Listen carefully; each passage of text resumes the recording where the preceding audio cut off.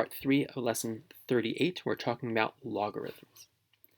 Our first two parts talked about the logarithmic function. And it's important to understand a logarithm as a function, the idea of having an input and an output. But it's also an operation, meaning you don't need x's and y's to talk about logarithms. Just like you can do addition or subtraction or multiplication without graphing them, you can just do 5 plus 3. You know that equals 8. You can just do a logarithm also. And we've seen this idea before when we talk about square roots, which I mentioned in an earlier part of this lesson. The square root of 441. We've all seen that before. It is the mystery base that gets squared to make 441. So the result of that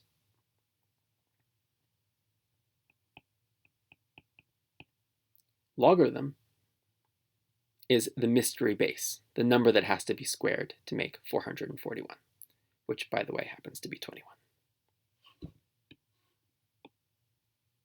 Logs work the same way. And if you're familiar and can really wrap your head around square roots, you should be able to understand and wrap your head around logs also.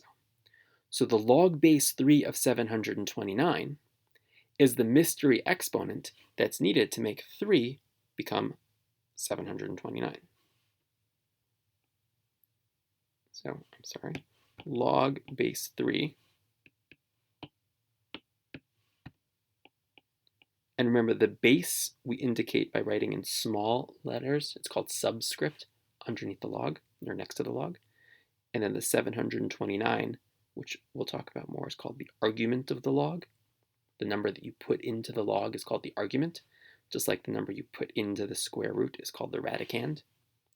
Everything gets its own name. Log base 3 of 729 means the mystery exponent that is needed to make a 3 become 729.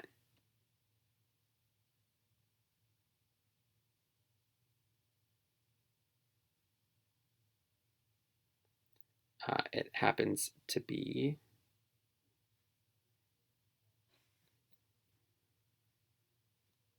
6. Sorry, just have to count in my head to make sure I was saying it right. And we'll talk more about that in a little bit. But understanding that when you just see this by itself, just looking at an operation with an input, with an argument and a base, it's just like looking at 3 plus 5. Like, it is just a number. This is equal to a number. It's equal to 6.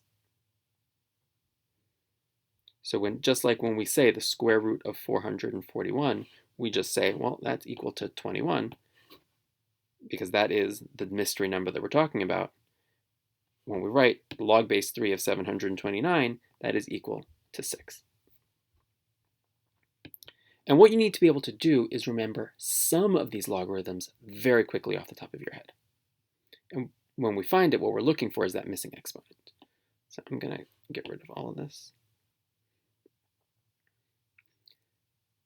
The good news about logs and having to evaluate them is you're only expected to know the ones that are easy.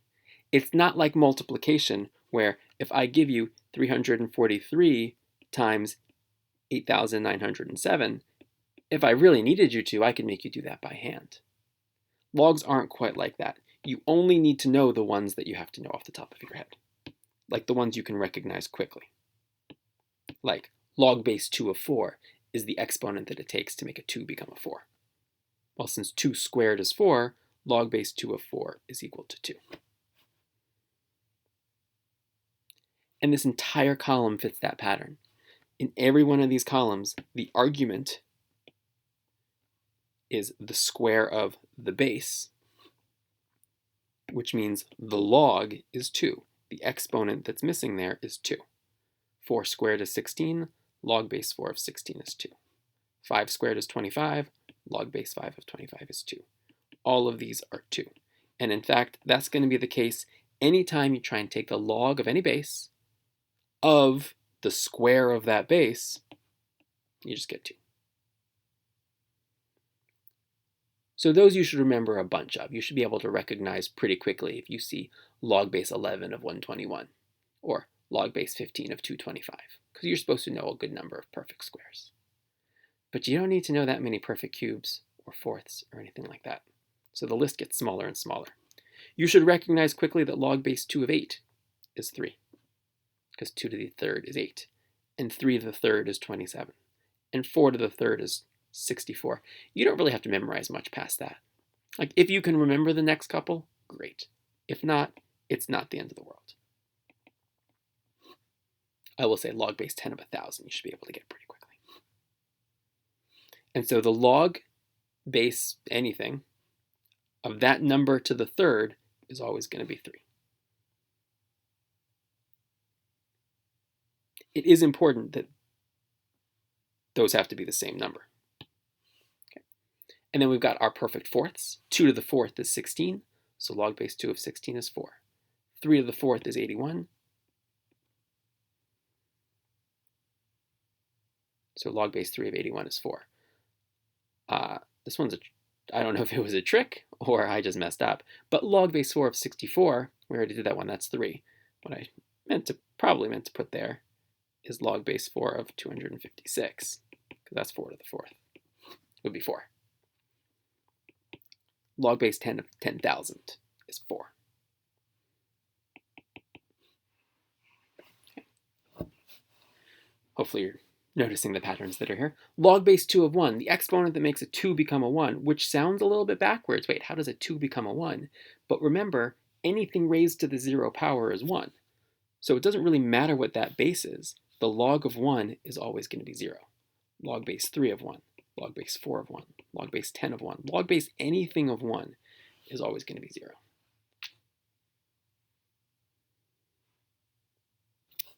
And then the next column gets a little bit weirder. Log base 2 of a half. How do you make a number become a fraction with an exponent? Because that's what I'm asking you for. What's the exponent we need? Well, we've seen since pretty much the beginning of the year that negative exponents can be used to turn numbers into fractions. So the exponent that makes a 2 become a 1/2 is -1. Or the exponent that makes a 3 become a 1/3. Or the exponent that makes 4 become a 4th, or 10 become a 10th, is always going to be 1.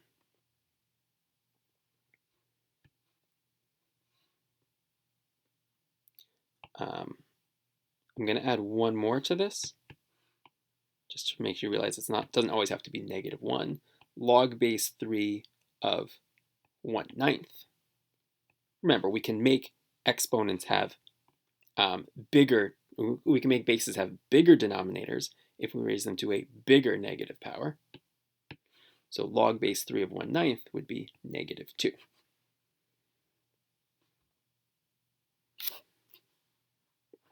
So that's an important idea that's going to carry us through this unit. If you have the log of a fraction, its result must be negative. And the last little bit here is log base 9 of 3, which sounds kind of strange. How can you make 9 become a smaller number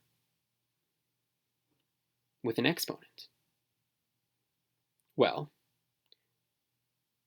we know that log base 9 of 1 would be 0. Log base 9 of 1 would be 0. And we know that log, went the wrong way, sorry. And we know that log base 9 of 9 would be 1, which means that log base 9 of anything between 1 and 9, like the one example we have here, 3, has to be some number in between 0 and 1. Well, what exponent do you need to make 9 become a 3? Well, 3 is the square root of 9, and the exponent that makes a square root is 1/2. So that's something to recognize also. Log base 16 of 4, the exponent that makes 16 become 4 is also 1/2. Log base 8 of 2, well, 2 is the cube root of 8. So log base 8 of 2 is equal to 1/3.